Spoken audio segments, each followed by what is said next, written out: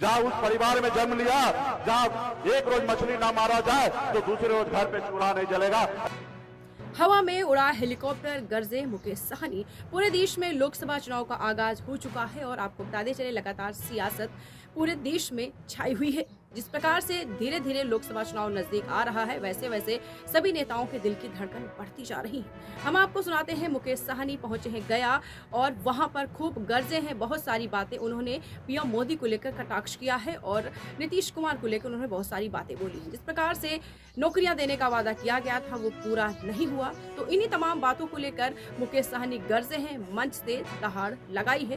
क्या कुछ कह रहे हैं आप सुने। तो याद है बचपन में हम जब छोटे थे तो भाजपा को के लोगों को 90-95 के समय में गांव में आने नहीं देता था। उनको मानता था कि ये लोग बड़े लोग हैं और ये हमारा कभी नहीं होगा। उसको गांव से बाहर निकाल के रखा जाता था, गांव में टपने नहीं दिया जाता था। जैसे वो पहले 90 से पहले हमारे बाप दादा को अपने दरवाजा पे बैठने के लिए नहीं दिया जाता था, उसी तरीके से जब हमारे लोगों को समझदारी आया तो भाजपा वाले को आने नहीं देता था। लेकिन बाद में हम लोग गुमराह हो गए, 15 लाख के चक्कर में गुमराह हो गए, 2 लाख युवा को नौकरी लेने के लिए चक्कर में गुमराह हो गए। तो ये मान लीजिए साथियों, ना 15 लाख मिला, ना आपके भाई को नौकरी मिलेगा। इसलिए साथियों, इस सरकार को बदलने की जरूरत है। यहाँ पे आपके लोकप्रिय हमारे भाई कुमार सब्जीत जी कृषि मंत्री बने थे, बहुत ही अच्छा काम कर रहे थे। जब भी हमें कोई भी पूछना होता था, कोई काम होता था, एक फोन कर देते थे, सब्जीत भाई वो काम कर देते थे। इसलिए हमारे लोकप्रिय सब्जीत भाई है, ये आपके प्रत्याशी है और इसको मजबूती से जिताइए और आपके क्षेत्र का एक एक काम वो करेंगे साथियों, हमारी सरकार बनेगा। और हम लोग 2024 तो लड़ ही रहे हैं, 2025 में हम अपने छोटे भाई तेजस्वी प्रसाद यादव जी के नेतृत्व में बिहार में सरकार बनाएंगे और मजबूती से सामाजिक न्याय को आगे बढ़ाने का काम करेंगे साथियों, काम करेंगे। हमारा लक्ष्य बड़ा है। आज हम लोग समाज की लड़ाई लड़ना चाहते हैं। आज मेरे बारे में आपको जानकारी होगा, मैं एक मामूली साधारण गरीब मछुआरा परिवार में जन्म लिया। जहाँ उस परिवार में जन्म लिया, जहाँ एक रोज मछली ना मारा जाए तो दूसरे रोज घर पे चूल्हा नहीं जलेगा, ऐसे गरीब परिवार में जन्म लिया। अब मैंने संघर्ष किया, 18 साल की उम्र में गांव छोड़कर बंबई जैसे शहर चला गया, 900 रुपया महीने पे नौकरी किया, संघर्ष किया, एक बेहतर जिंदगी जीने लगा। हजारों लोग हमारे अंदर में काम करते थे और फिर मैंने आके बिहार में देखा कि हमारे लोग बहुत पीछे हैं। लोग चांद पे घर बनाने के लिए सोच रहा है, लेकिन आज भी हमारे लोगों के लिए इस धरती पर रहने के लिए घर नहीं है।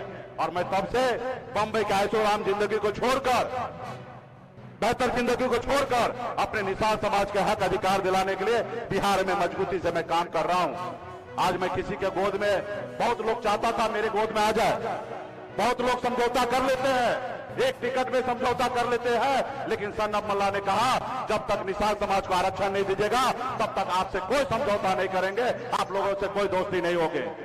और मैंने एक संघर्ष का रास्ता चुना है। हम आज 42 साल में 24 साल से संघर्ष कर रहा हूं। अब मैं अपनी पूरी जिंदगी लगा दूंगा गरीब, पिछड़ा, दलित, अल्पसंख्यक के तमाम हमारे पिछड़े भाई के लिए कि उनके चेहरे पे मुस्कान आए, इसके लिए मैं संघर्ष करूंगा साथियों। इसलिए साथियों, आपके बीच में हम लोग संघर्ष करने के लिए आए हैं। हम बहुत खुश नसीब है। जैसे हमारे पूर्वज अंग्रेज से लड़ाई लड़े थे, शहीद हुए थे, परेशान हुए, आज हमें खुशी मिलता है कि ऐसे दिल्ली में जो तानाशाह है, हिटलर के जैसे काम कर रहा है, ऐसे सरकार को हटाएंगे और हम अपनी सरकार बनाएंगे ताकि गरीब पिछड़ा का आवाज बुलंद होगा साथियों। आप देखिए ना, ये लोग कहते हैं भ्रष्टाचारी, आप देखिए दुनिया में कहीं पे भी इस तरीके से करप्शन नहीं हुआ जिस तरीके से भाजपा ने किया। आपको पता होगा ना, बॉन्ड के जरिए पैसा लेते हैं। जैसे गांव में सीओ बीडीओ क्या करते हैं, किसी को घर तोड़ना है तो एक नोटिस दे देते हैं, और जब नोटिस दे देते हैं तो बेचारा गरीब आता है कि सीओ साहब, बीडीओ साहब, एसडीओ साहब 10,000, 5,000, 2,000 ले लीजिए, आपको माफ कीजिए, हमारा घर मत तोड़िए। उसी तरीके से मोदी जी ने जितने भी बड़े बड़े उद्योगपति हैं उनके पास पहले ईडी का नोटिस भेज देता था, और जब ईडी का नोटिस जाता था तो डर से 100 करोड़, 200 करोड़, 500 करोड़ रुपया का चंदा दे देता था भाजपा को, और वो नोटिस जो है वापस हो जाता था। मतलब बताइए, यानी कि चोरी करने का, करप्शन करने का कितना अच्छा आइडिया निकाल लिया था और बता दिया था कि कौन पैसा दे रहा, कहां से दे रहा, किसी जनता को नहीं पता चलना चाहिए। लेकिन हम सुप्रीम कोर्ट को मैं धन्यवाद देना चाहूंगा कि उन्होंने मजबूती से जो अन्याय हो रहा था उसके खिलाफ में खड़ा हुआ और देश को बता दिया कि भाजपा कितना भ्रष्टाचारी है। उन्होंने देश दुनिया को बता दिया साथियों, देश दुनिया को बता दिया। इसलिए मजबूती से आप लोग जितने भी यहाँ पे उपस्थित हुए हैं सभी से हाथ जोड़ के आग्रह करता हूं कि लड़ाई सिर्फ चुनाव जीतने का नहीं है, ये लड़ाई जो है अपने आने वाला पीढ़ी को संरक्षण देने का है साथियों। दीक्षांत एडुटेक लाया है दीक्षांत ई लर्निंग ऐप। बने दीक्षांत का चैनल पार्टनर और अर्न करें लाखों रुपए प्रति महीने।